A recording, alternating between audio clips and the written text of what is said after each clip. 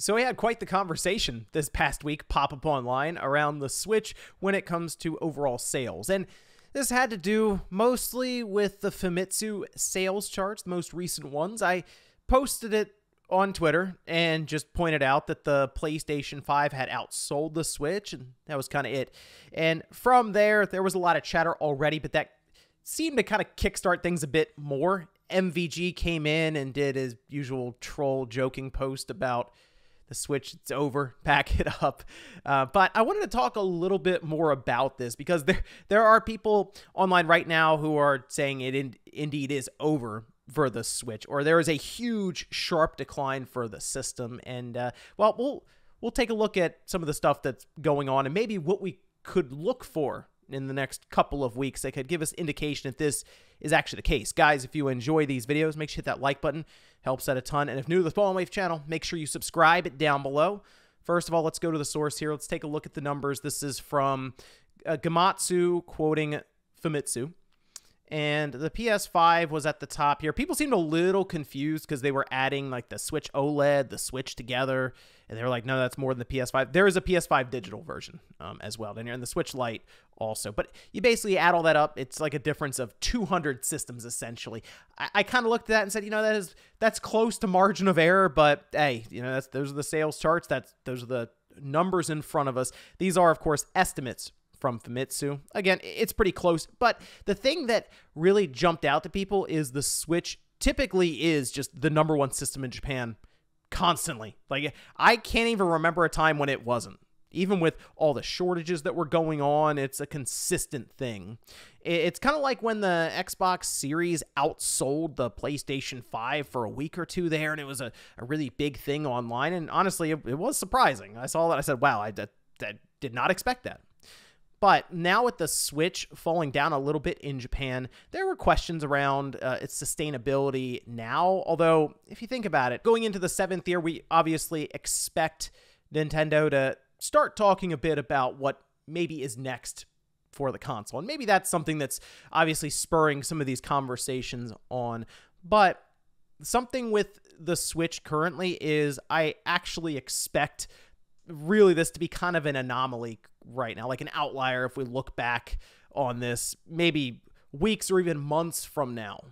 And the thing with the Japan sales charts that can be kind of tough is I can't even come up with anecdotal evidence around Switches being in stock or not unless I live there, and I don't live in Japan. I can go to, say, a Best Buy, a Target, a Walmart in my area and just be like, oh, there's Switch systems, so at least within the northeastern part of the U.S., oh, there are Switch systems most likely out there. I do tend to see people take pictures of lines and different things and post them on Twitter, but after I look further into some of those pictures and trying to figure out where they come from, sometimes it's a brand new store that's opening, and the line is actually just for that, to get into the store and check things out, not necessarily to check out a PS5, a Switch, or what have you. It's just that. So sometimes pictures will be out of context. Some pictures that makes more sense is when they take a picture of a standee and it's like, this Switch isn't here, this Switch isn't here, this Switch Lite is here, this PlayStation 5 isn't here, because it's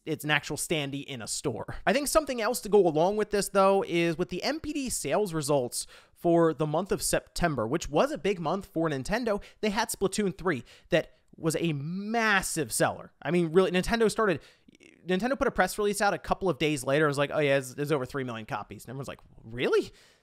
Yeah, Splatoon is a massive franchise for Nintendo. So it was a little weird that the NPD sales results showed the Switch second for units, but actually last when it came to overall revenue. And the NPD typically will break that up for the first spot between the PS5 and the Switch as an example. But when the Xbox gets in the mix and moves ahead of the Switch with a big release like Splatoon 3, it's a little surprising. I guess you could point to the idea of there just being a shortage for consoles overall. And Nintendo has talked quite a bit about this, but to me, Nintendo is kind of saying with some of their financial reports that the chip shortage, the issue when it comes to securing parts, is kind of resolving itself, or at least they expect it to be resolved by the end of March 2023. And some of that has to do with their fiscal year results and their overall forecast. So currently they've sold almost 3.5 million Switch systems in this fiscal year, and that only counts the first quarter. So that'd be April, May, and then June. July, August, September, that will be the report we get this week coming up. And after that, we'll kind of get an idea as to where we're heading for the rest of this year, because Nintendo believes they will sell 21 million Switch systems.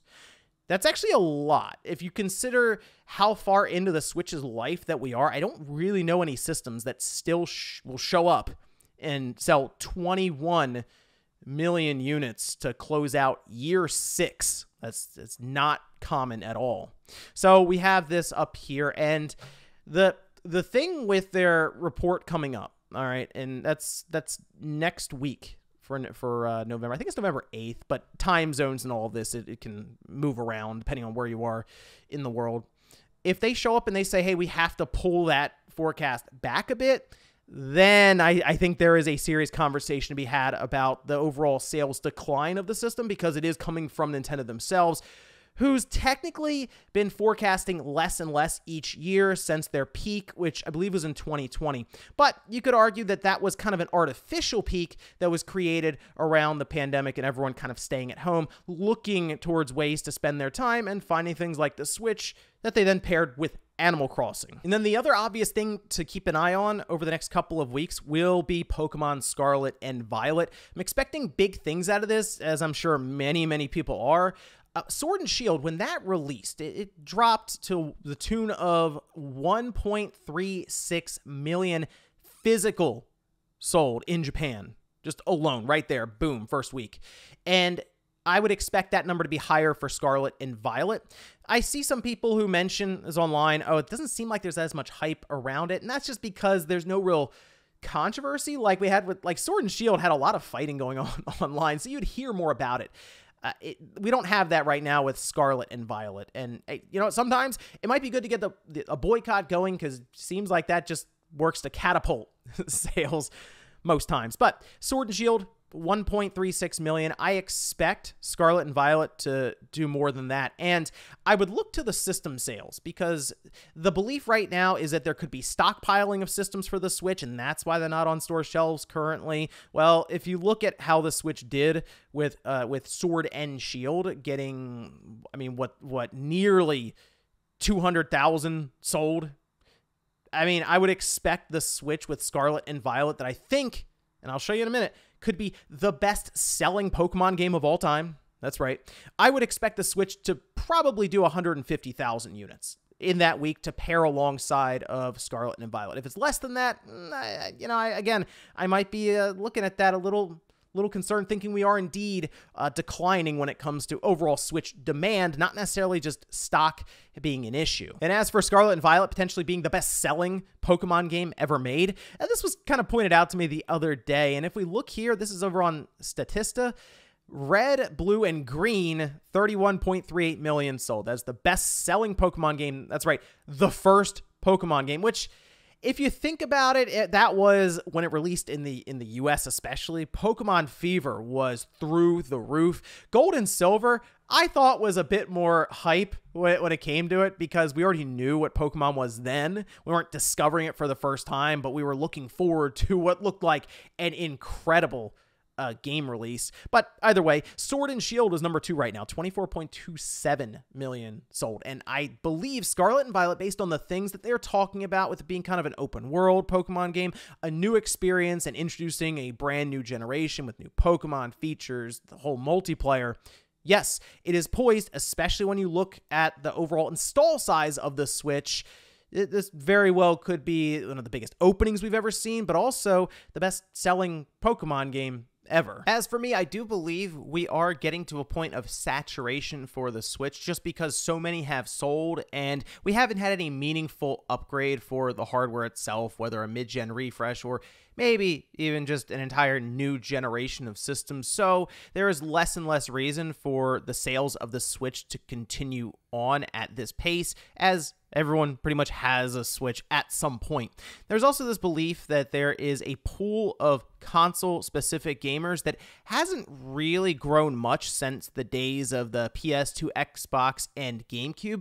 The belief is that number is somewhere between 200 and 225 million consoles will sell at any generation, and it kind of has stuck in that neighborhood, but with the Switch, it's a bit different because it blurs the lines between console and handheld with this hybrid system. So it's very difficult to match things up to that traditional thought process. But all of that said, yes, I believe the Switch is getting to a position of saturation, and eventually that will show up in the sales reports. So look towards those two things coming up in the next couple of weeks. We should see the financial report come out that I will, of course, cover and talk a bit more in depth about, but we should also see a pretty serious move in the sales charts over the next 2 weeks in anticipation of Pokemon, where Switch units will probably go back above the PlayStation 5 next week with that report in Japan, but also a pretty big opening there and in the NPD sales results. So I don't think I'm prepared to say that the Switch is absolutely free falling when it comes to sales and the current trend, but we'll see what Nintendo has for us, especially when it comes to their forecast and if they work to revise it or not. If they don't touch it, they I'm sure are very confident in what they have with Pokemon. And then also to kick off 2023. There's a lot of question marks still heading into next year. I know Zelda is there, but I mean, heading into the 7th year of the system, people are going to wonder if there is a new generation around the corner, or if Nintendo is thinking, you know what, we might be able to extend this generation a bit further. Maybe with a Pro system or some sort of revision just to bump the power a bit and keep things rolling along with this very large install size. Hey, to me, if it's optional and you can still play all the same games across the family of systems, just maybe one gives you 4K and the other just gives you your current experience and you're fine with that, yeah, I say put out as many Switch systems as you want and keep this generation rolling. But let me know what you guys think about all of this down below. Thank you so much for watching, and I'll see you next time.